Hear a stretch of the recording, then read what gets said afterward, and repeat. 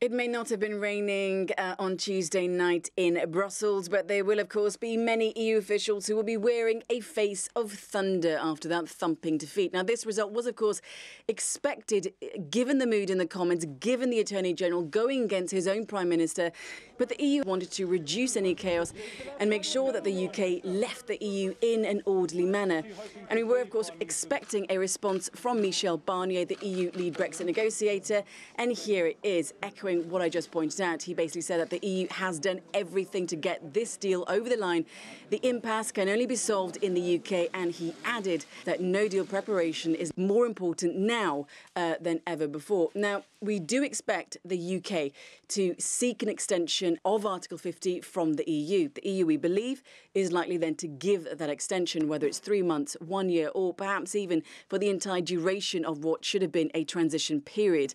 It's really anyone's guess as to what that extension could look like. But also one thing, the EU has said that there must be a reason for an extension. So if you reject a deal twice, it's unlikely talks can then continue on that deal on those terms. So it really is a question for the UK to decide what comes next. What we can always say about the EU is that, really they are fed up of this chaos of Brexit and really being stuck in the middle of it.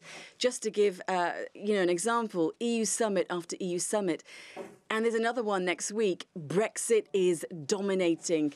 And it will do next week too. It should have been, though, one to finalise a deal before March 29th, when the UK should have been leaving the European Union. Now, likely next week's meeting, they'll be talking about no deal preparation, plus also what kind of extension they could possibly give the UK. But it is Brexit, and this roadshow and the path ahead is anything but certain.